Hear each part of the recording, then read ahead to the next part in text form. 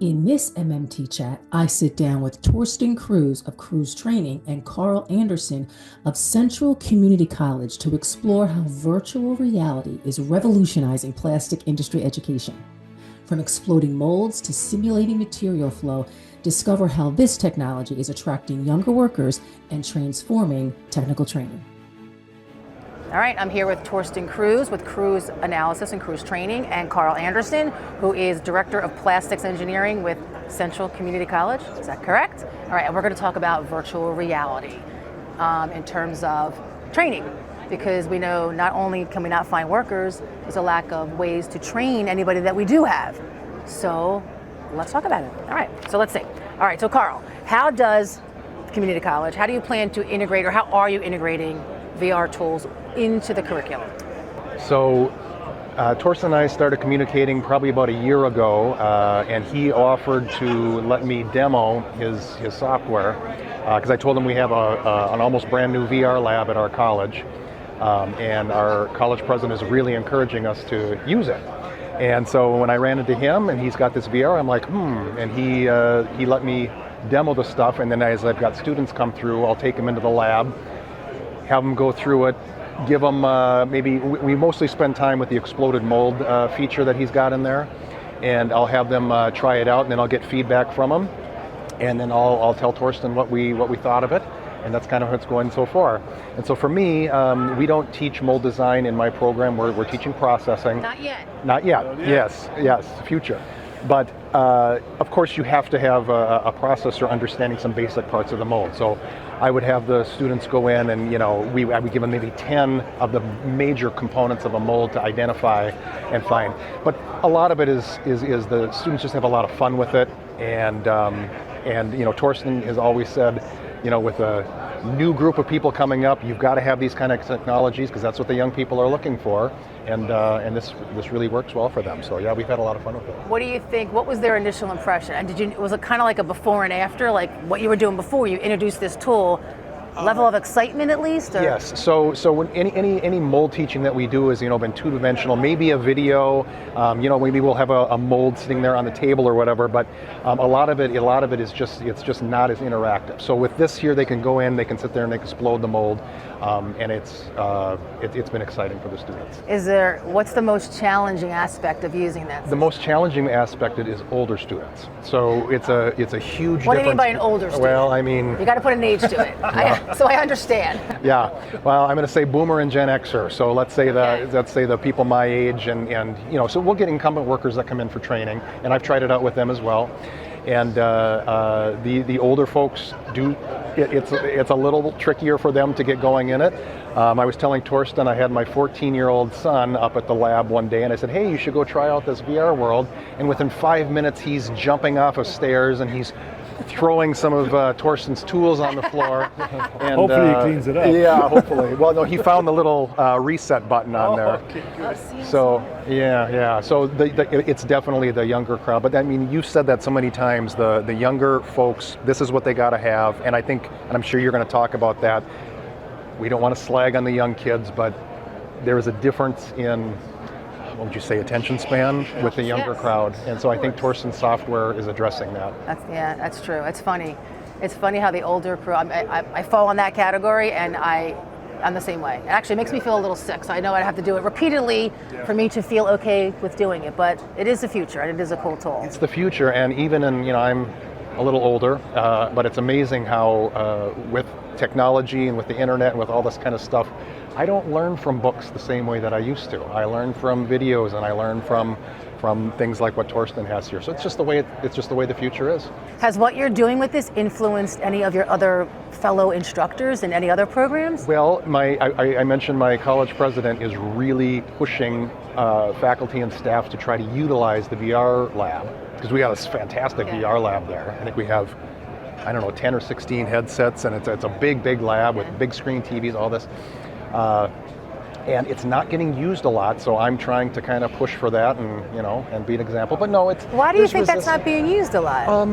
I think it's just it takes a lot of effort to learn something new, and you get a groove, and you've been doing certain things for a certain amount of time, and adding something that's a little radically different can be an adjustment. It's funny, as much as it looks like a toy. There's also not a lot of applications yet available in VR that would help in the plastics industry.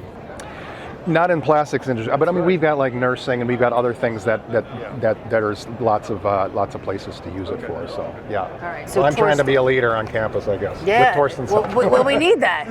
Right? Push it out. I didn't even think about other applications outside of plastics, but you're right. Any industry can use a simulation, right, to get people to learn. Absolutely. All right. So as you continue to work with this, and you get feedback from them, what changes have you made to this, based on Karl alone? Yeah, the feedback we get for now from the market, and especially also from Karl, is that we need more functionality into the virtual reality, so that virtual reality is really hands-on. So we need to add more hands-on features, so you really take advantage of the VR capabilities. Not just walking through, but assembling ideas of a mold. So we have all the pieces laying on a bench in little boxes, and then trying to give them like an instructional step-by-step guide to say, pick up a plate and the cavity inserts and put them together. So if they do things right, they can continue to the next step. If they do things wrong, they will be notified by the VR saying, nah, that was not the right component. So in this way, you can teach interactively, hands-on in a virtual reality, without physically having to do this as in an actual molding and mold design environment or mold making environment. So you teach us first in the virtual reality how a mold works together and how it is put together, and then let them loose to do it really in a mold making facility. So these are the feedbacks Karl gave us, and we are definitely implementing them as soon as we can. So it's really the interactivity is very, very important. Yeah, so from an educational standpoint, the VR is extremely attractive, especially to the young person. Oh, VR, cool, let's, it gives you an in, to get kids interested, but then it has to be educational. It can't be just like a novelty and, oh, this is really cool and I'm playing. Yes. So, Torsten is, I think you're planning on, having like activities or like maybe a game or a problem to solve, so they're doing something while they're in the VR world. Yeah, that's very, very important to do that. Otherwise, as you said, it's only a novelty. And a novelty is, it's good to have, but it's not educational, absolutely not. So that leads to my next question, was what are your future Well, we expansion? have a lot on our plate right now. The first version of our virtual reality is now available in the Meta store, and to get into the Meta store, right. it is very difficult to get in there. Congratulations on that. Thank you very much. So it is the world first. We have to say that. We're very proud of this. The team works very hard on that. So the next step, what we do, we go in two different optimization channels, basically. One is the technology updates we are adding to the virtual reality world in general. For example, the mold you were talking about. We will add a functionality to actually see how the material flows into this virtual reality mold. We will add how the water is flowing through an injection mold to see more interactivity. How does this really work? And you can pick it up. This is how the water is routed through a tool. That's why it's warm here and cold here. So these are what we call tech updates. They will be added to the virtual reality. So every person that has the glasses and the app will be benefiting from that. And then development opportunities, like we will add more molds. We believe we have dozens and dozens of new different mold technologies we want to add, from a simple 2-plate mold, 3-plate mold, hot runner mold, unscrewing units, like side endless, actions. right? It is endless, exactly. So his mold that's in there right now that's functioning is complex. And so, I'll look forward to having, for my program, like a simpler mold, with kind of your major components would be wonderful. And we'll play with the more complex ones, but that simpler one would probably be the one I would go to for my program. We have this also in the pipeline. We started with a little bit more complex mold.